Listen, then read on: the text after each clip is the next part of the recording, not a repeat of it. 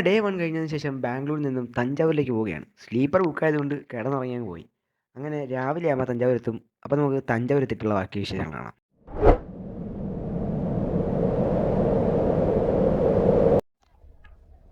Hello, ഞാനിപ്പോൾ നിൽക്കുന്നത് തഞ്ചാവൂരാണ്. നമ്മുടെ ചോള രാജാക്കന്മാരുടെ തലസ്ഥാനമായിരുന്നു കണ്ടത്. അപ്പം അവിടുത്തെ കുറേ കൊട്ടാരവും കോട്ടയൊക്കെ കാണാനായിട്ടാണ് നമ്മൾ ഇന്നിവിടെ ലാൻഡ് ചെയ്തിരിക്കുന്നത്. ഇന്നത്തെ ഒരു ദിവസം ഫുള്ള് നമ്മൾ തഞ്ചാവൂർ ഫുൾ കറങ്ങി പഴയ സ്ഥലങ്ങളൊക്കെ 4-5 സ്ഥലങ്ങളൊക്കെ ഞാൻ എഴുതി വെച്ചിട്ടുണ്ട്. അവിടെയൊക്കെ പോകാനാണ് പ്ലാൻ. സമയം അനുസരിച്ച് നമുക്ക് എല്ലാ സ്ഥലത്തും പോകണം എന്നാണ് ഒരു ആഗ്രഹം. പിന്നെ നമുക്ക് ഇന്ന് ഇപ്പോൾ ഞാൻ 5 മണിയുടെ ട്രെയിനകത്ത് ഇവിടെ വന്ന് ഇറങ്ങി. നമുക്ക് ഇന്ന് രാവിലെ 5 മണി തൊട്ട് വൈകിട്ട് 6:30 വരെ സമയമുണ്ട്. 6:30-ക്കകത്ത് എന്ത് വേണമെങ്കിലും ചെയ്യണം. അപ്പോൾ എന്തായാലും വീട്ടിലേക്ക് പോകാം. ഞാൻ ഒന്ന് ഫ്രഷ് ആയിട്ട് വരാം. അങ്ങനെ ഡ്രസ്സൊക്കെ മാറിയിട്ട് ഒന്ന് ഫ്രഷായി. എന്നിട്ട് നമ്മ ഫസ്റ്റ് ലൊക്കേഷൻ എന്ന് പറയുന്നത് മറ്റേ ബിഗ് ടെമ്പിളാണ്, ബൃഹദീശ്വര ടെമ്പിളാണ്. എന്താ പേര്?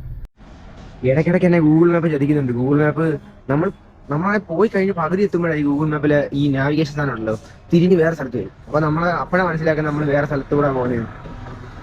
പിന്നെ രാവിലെ ആയതുകൊണ്ട് വലിയ തിരക്കൊന്നുമില്ല, റോഡെല്ലാം ഫ്രീ ആയിട്ട്.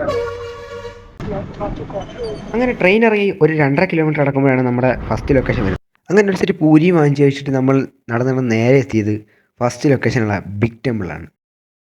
ഈ ഒരു അമ്പലം കണ്ടപ്പോഴാണ് എനിക്ക് ബാംഗ്ലൂർ ഒന്നുമല്ലാന്ന് തോന്നിപ്പോയത്.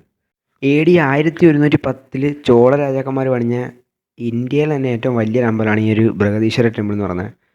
അങ്ങനെ വീഡിയോ ഒക്കെ എടുത്ത് അകത്തോട്ട് ചെന്നപ്പോഴത്തേക്കാണ് സെക്യൂരിറ്റി കണ്ടിട്ട് ടാറ്റയെ കാണിക്കുന്നത്. സംഭവം എന്താണ്, ക്യാമറ അകത്ത് കയറ്റിക്കൂടാന്ന് പറഞ്ഞു. അപ്പോൾ പിന്നെ ശുഭം. അങ്ങനെ ക്യാമറയുടെ കാര്യത്തിൽ തീരുമാനമായി. ക്യാമറ കയറ്റുന്നതൊക്കെ പറഞ്ഞാലും ഒക്കുന്നത് പോലെയൊക്കെ ആരും കാണാതെ ക്യാമറയിൽ കുറച്ച് വീഡിയോസൊക്കെ എടുത്തിട്ടുണ്ട്.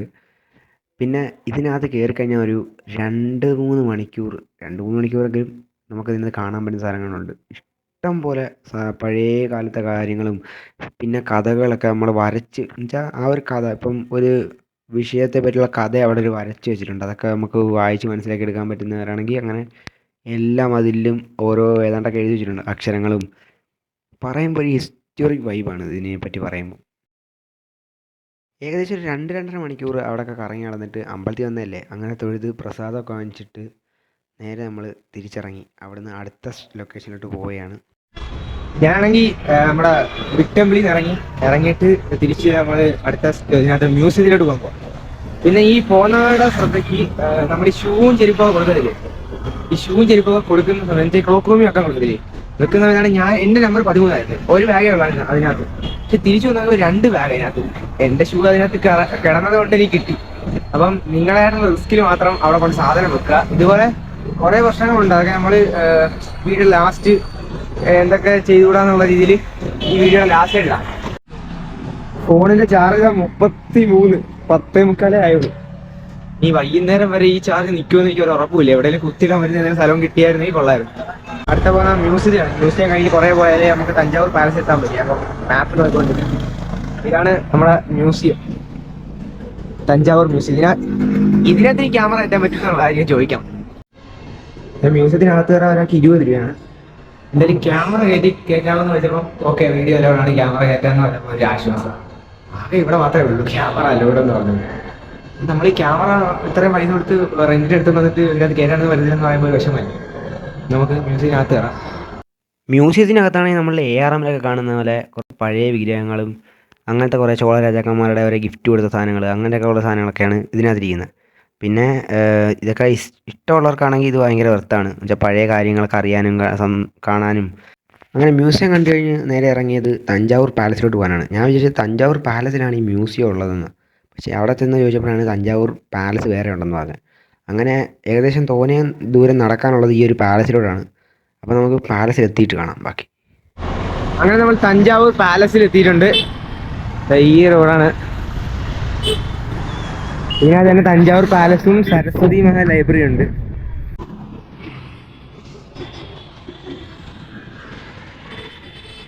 നമ്മുടെ പാലസിനകത്തൊരു കുറച്ച് അകത്തോട്ട് ചെല്ലുമ്പോഴാണ് ഓരോ ഭാഗങ്ങൾ തുടങ്ങുന്നത്. അപ്പോൾ അതിനകത്ത് Darbar hall, art gallery, library, പിന്നെ രാജാക്കന്മാരുടെ റൂം, അങ്ങനെ കുറേ സെക്ഷനായിട്ടാണ് അതിനകത്ത് ഉള്ളത്. അപ്പോൾ നമ്മൾ നേരെ ആദ്യം ചെന്നത് ദർബാർ ഹോളിലോട്ടാണ്. ഇപ്പോൾ ഈ കാണുന്നത് ലൈബ്രറിയാണ്. നമ്മളവിടെ കയറിയില്ല ആദ്യം. നേരെ അകത്തോട്ട് പോയി ദർബാർ ഹോളിലോട്ടാണ് പോയത്. പിന്നെ പഴയ ബിൽഡിംഗ് ആണെങ്കിലും നമ്മുടെ ഇപ്പോഴത്തെ ഒരു സ്ട്രക്ചറൊക്കെ ഉള്ളൂ. വലിയ നമ്മൾ ആ തഞ്ചാവൂർ അമ്പലത്തിൽ കണ്ട പോലത്തെ ആ ഒരു വെറൈറ്റി സ്ട്രക്ചറൊന്നും ഇവിടെ പ്രത്യേകിച്ച് കണ്ടില്ല. പിന്നെ അകത്തോട്ട് ചെല്ലുമ്പോഴത്തേക്കും ഇതുപോലെ പഴയ രാജാക്കന്മാരുടെ കാലത്ത് ഉപയോഗിച്ച ഓരോ സാധനങ്ങൾ, പാത്രങ്ങൾ, അവരുപയോഗിച്ച പാത്രങ്ങൾ, പിന്നെ നമ്മുടെ ഈ അച്ചപ്പമൊക്കെ ഉണ്ടാക്കുന്ന അച്ച്, നമ്മുടെ ഇപ്പോഴത്തെ പോലത്തെ അച്ച്, അതൊക്കെ അവിടെ ഇങ്ങനെ സൂക്ഷിച്ചിട്ടുണ്ട്. ഞാൻ ഈ ദർബാർ ഹോളെന്നും പറഞ്ഞ് കയറിയത് അവിടെ ഈ പണ്ട് രാജാക്കന്മാരൊക്കെ ഉപയോഗിച്ച കുറേ വാള്, പാത്രം, അതൊക്കെ വെച്ചേക്കുന്ന ഒരു കൊച്ചൊരു മ്യൂസിയം പോലെ സെറ്റപ്പിലായിരുന്നു. ഇനിയാണ് നമ്മൾ ദർബാർ ഹോളിലോട്ട് കയറാൻ പോകുന്നത്.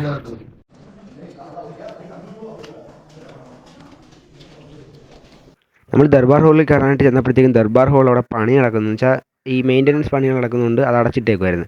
അപ്പോൾ അവിടെ കയറാൻ നമ്മൾ നേരെ പോകുന്നത് രാജാവിൻ്റെ റൂം എന്ന് വെച്ചാൽ അറയോ എന്തോ അങ്ങനെ പറയുന്നത്, അങ്ങനെ സ്ഥലത്തേക്കാണ്. ഇതാണ് നമ്മുടെ ഒരു രാജാവിൻ്റെ മുറി എന്ന് പറയുന്നത്. അതിനകത്താണ് നമ്മുടെ ഈ രാജാവിൻ്റെ ഉപയോഗിച്ച സാധനങ്ങൾ, അങ്ങനത്തെ കുറേ സാധനങ്ങളൊക്കെ ഇതിനകത്ത് ഇരിപ്പുണ്ട്. ഈ ബ്രിട്ടീഷുകാരുടെ തോക്ക്, അങ്ങനെ കുറേ സാധനങ്ങൾ ഇതിനകത്ത് കണ്ട്. പണ്ടത്തെ രാജാവിനിട്ട മാലയും കണ്ടത്.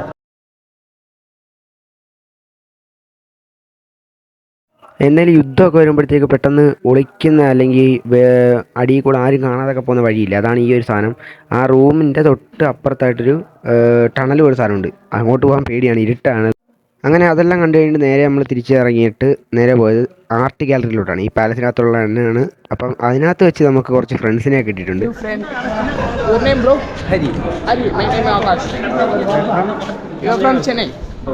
You? Kerala. Kerala, which district?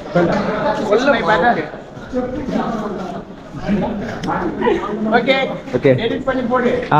ഒറ്റയ്ക്ക് വന്നിട്ട് ഇപ്പോഴാണ് 2-3 നേരമായിട്ട് സംസാരിച്ച് കമ്പനി ആകുന്നത്. പിന്നെ അത് കഴിഞ്ഞ് നമ്മൾ ആർട്ട് ഗാലറിക്ക് അകത്തോട്ട് കയറിയപ്പോഴത്തേക്ക് അവിടെ ഒരു വലിയൊരു വെയിലിൻ്റെ, നമ്മുടെ തിമിംഗലത്തിൻ്റെ എല്ല് ഇങ്ങനെ നീളത്തി വെച്ചിട്ടുണ്ട്. പിന്നെ അതിനകത്ത് പ്രത്യേകിച്ച് കാണാമെന്ന് വെച്ച് കഴിഞ്ഞാൽ ഈ പഴയ കാലത്തെ ഫോട്ടോസ്, വിഗ്രഹങ്ങൾ, അതൊക്കെ തന്നെയാണ് നമ്മുടെ മ്യൂസിയത്തിൽ കാണുന്ന പോലത്തെ പല സാധനങ്ങളും. പിന്നെ ഈ കല്ലിലുള്ള കൊത്തുപണികളൊക്കെ അതിനകത്തുണ്ടായിരുന്നു. അങ്ങനത്തെ കുറച്ച് സാധനങ്ങളൊക്കെയാണ്. പ്രത്യേകിച്ച് ആർട്സ് പരമായ സാധനങ്ങളൊന്നും ഞാൻ പ്രത്യേകിച്ച് കണ്ടില്ല. അങ്ങനെ പാലസിൽ നിന്ന് ഇറങ്ങിയിട്ടൊരു കരിമ്പ് ജ്യൂസൊക്കെ കുടിച്ച് എന്നിട്ട് നേരെ നമുക്ക് ഫുഡ് കഴിക്കാനുള്ള സമയമായി. അപ്പം ഫുഡ് കഴിക്കാൻ പോകാനുള്ളൊരു തിരക്കിലായിരുന്നു. പിന്നെ ഫോണിൻ്റെ ചാർജും ഇല്ല. അങ്ങനെ ഞാൻ നല്ലൊരു കട നോക്കി ബിരിയാണി കഴിക്കാൻ കയറി. ഇനി ആ ബിരിയാണിയുടെ കഥ പറയാം. ചെന്നപ്പം നല്ലൊരു കട, നല്ല കട നോക്കി കയറാൻ വിചാരിച്ചു. ഇനി വയറെല്ലാം പ്രശ്നമാണ്. തമിഴ്നാട്ടിലെ കടകളല്ലേ, അപ്പം അങ്ങനെ നല്ലൊരു കട നോക്കി കയറി. ബിരിയാണിയാണ് പറഞ്ഞത്. ബിരിയാണി പറഞ്ഞ് അതിനകത്ത് 2 ചിക്കൻ പീസ് ഉണ്ടായിരുന്നു. ആദ്യത്തെ ചിക്കൻ പീസ് കുഴപ്പമൊന്നുമില്ലായിരുന്നു.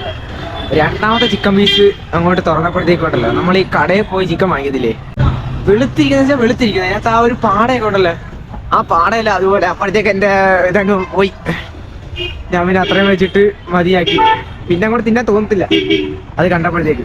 അങ്ങനെ ഏകദേശം തഞ്ചാവൂരിൽ നമ്മുടെ ബക്കറ്റ് ലിസ്റ്റ് എല്ലായിടത്തും നമ്മൾ കവർ ചെയ്തിട്ടുണ്ട്.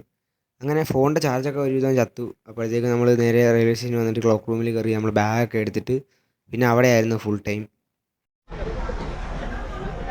അങ്ങനെ ബൈ ടു തഞ്ചാവൂർ. നമ്മൾ തഞ്ചാവൂരിൽ നിന്ന് പോവുകയാണ്. നമ്മുടെ ട്രെയിൻ എന്തായാലും ക്യാൻസൽ ആയിട്ടുണ്ട്. ഇന്നലത്തെ ആ സന്തോഷം ഇന്നായപ്പോൾ പോയി. ഇന്നലെ നല്ല സുഖമായിട്ട് കിടന്നുറങ്ങി വന്നത്. ഇന്ന് ജനറലി പോകേണ്ട അവസ്ഥയാണ്. പക്ഷേ ഞാൻ വേറെ വെയിറ്റിംഗ് ലിസ്റ്റ് വന്നില്ല, ക്യാൻസലായി. അപ്പം GTR അടുത്തൊന്ന് സംസാരിച്ച് നോക്കിയിട്ട് ജനറലി പോകാമെന്ന് വിചാരിച്ചു. ജനറലിലോട്ട് പോകുന്ന സമയത്ത് സീറ്റൊന്നും കിട്ടുന്നില്ലായിരിക്കും. എന്ന് സംസാരിച്ച് നോക്കാം GTR അതല്ലേ. അങ്ങനെ TTR അടുത്ത് ചോദിക്കാൻ ചെന്നാൽ ഞാൻ പിന്നെ ഫൈനൊക്കെ കേട്ടപ്പോഴത്തേക്കും സ്ലീപ്പർ വേണ്ടെന്ന് വിചാരിച്ച് ഞാൻ നേരെ ജനറലിൽ വന്നു. ജനറൽ വന്നപ്പോൾ നമുക്ക് ടോപ്പിലൊരു സീറ്റ് കിട്ടി. പിന്നെ ആ കമ്പിക്കകത്തൊക്കെ കിടന്നുറങ്ങി അങ്ങനെ എൻ്റെ സോളോ ട്രിപ്പ് ഇവിടെ അവസാനിക്കുകയാണ്. നേരെ കൊല്ലത്തോട്ടാണ് പോകുന്നത്. തിരിച്ച് നമ്മൾ വീട്ടിലേക്ക് പോവാണ്. അപ്പം എന്തായാലും വീഡിയോ ഇഷ്ടപ്പെട്ടെങ്കിൽ ലൈക്ക് ചെയ്യാനും ഷെയർ ചെയ്യാനും സബ്സ്ക്രൈബ് ചെയ്യാനും മറക്കരുത്.